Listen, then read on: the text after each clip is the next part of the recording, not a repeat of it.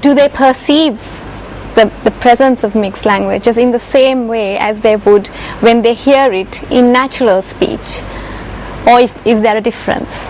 And so that was my research, and I looked at basically hip hop and rap in Sri Lanka, and the community I explored comprised around 5.5 million youth, Sri Lankan youth, mostly of Sinhala ethnicity.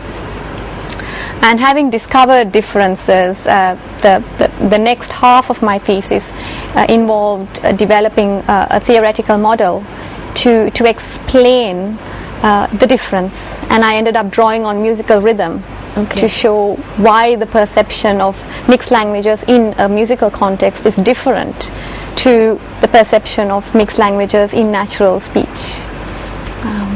Yeah, the pictures on the screen are about some of her performances all around the world, and some of the pictures from the workshop. Yes, in Jaffna the other day. So once again, coming back to your personal life, I read that you have partial color synesthesia. Which and also that you are ambidextrous. So you are an extremely interesting person. That on the screen right now is the Kennedy Center where she performed earlier. And Tani, if you could just run us through some of the captions of these pictures. So this is the John F. Kennedy Center, those two that you just saw. And earlier on, I think you were being shown photos of my workshop in Jaffna just on Friday. So again, this is me working with the children. Around how many children were you working with? I think there would have been around 40 or so. I think they expected more, but because it's school holidays, it was the last weekend of the school holidays, not everyone was able to attend it, but hopefully this is the start of more workshops to come, and that's what I was told. The children wanted to know when I'm coming back and when we'll do this again. So. And coming back to color synesthesia, it's not something that I'm familiar with. If you can tell us, and all our viewers also, what it really is, and how it has maybe affected in a positive way to your work. I never knew this term existed, and it's something I've had from the time I was a child, in that and it's not something that happens all the time, but I respond, or I sense vibrant colors slightly differently, maybe, in that I can see the colors, but I hear very sort of kind of distinct musical sounds. Not that there is a specific sound to a specific color or anything, but it's just that there's a very strong sound feeling, as it were. You hear color, if you can put it that way, in as much as you can see the colors. And I go to fabric shops and things, and I spend a lot of time because I'm inspired by colors in that sense. So I love vibrant colors because it does this. So when I was a child, I remember I used to have these sort of sensations, and I never talked about it with anyone because when you're a child, you don't want to necessarily be different, and you don't know how it might be perceived, because people will say, "What on earth? How can you hear colors? You can see colors, but you can't hear it." But now I love it, and I think I love it, and as in it is who I am, so I can't do anything about it, and it's an exciting kind of feeling sometimes to hear. Has this influenced your compositions? I think it has up to a point, because I think those sometimes, if it so happens that I'm in a room where there's color and then suddenly these compositions evolve, those motifs which I said draw on the other works in the same recital program, I think kind of come together in terms of the colors that are in that environment in which I am, and in other ways too. I know that they influence my compositions, but again, as I said, I haven't thought deeply about those, and I don't necessarily want to, because then it might, I might end up actually trying to do things in a certain way, and as an artist I don't think that that's very healthy. So Yeah, talking a bit about classical music, Yes. what do you see in terms of opportunities for classical musicians here in Sri Lanka and also around the rest of the world? And if you could also mention a bit about, on the face of it,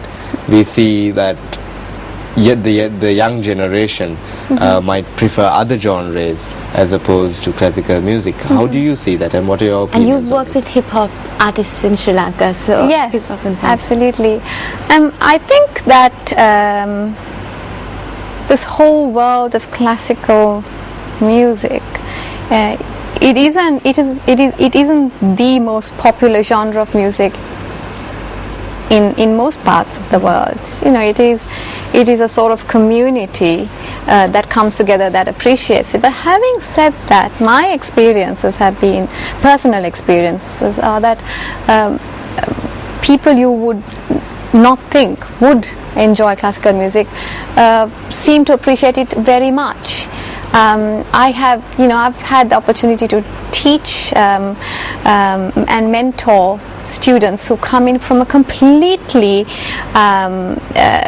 different background to most people who would be studying classical music in Sri Lanka. So people who had a very different musical education. And my approach to teaching or mentoring is not to even mention that this is Western classical, which I think is a wrong term to use often, because that creates a barrier. Then you think that's a different kind of music, and they connect with the music. So I think that, in a sense, having said that, the appreciation is restricted globally because of marketing, globalization, where popular music is the thing that's promoted a lot, pop music, hip hop, rap. I think there is the appreciation is also underestimated. I think there are millions and millions of people you wouldn't think who would appreciate it, who do and who would, were there to be exposed to this kind of music. So.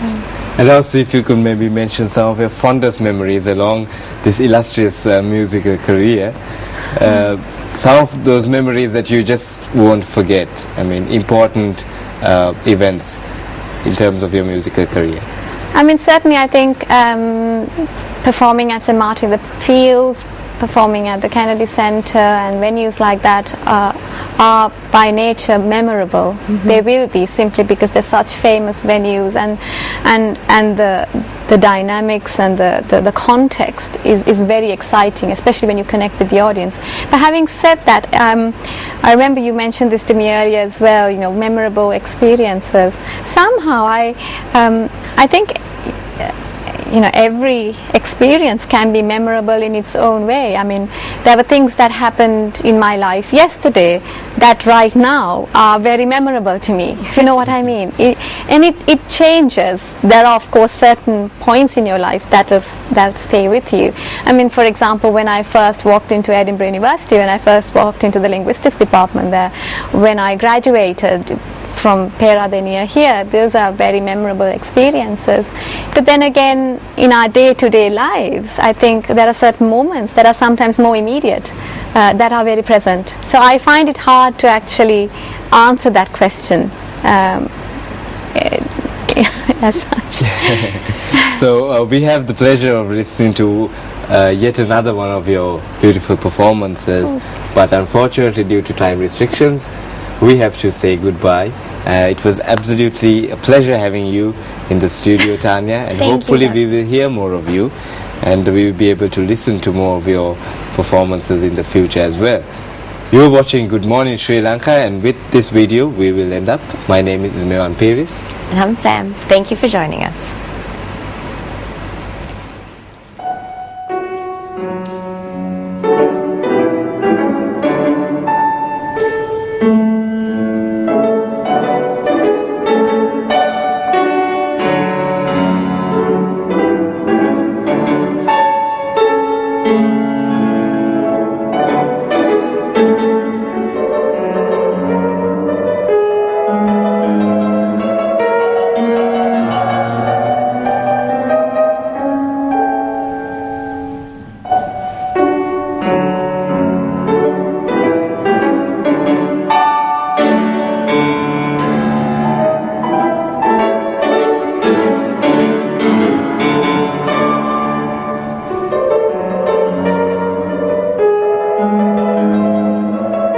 you.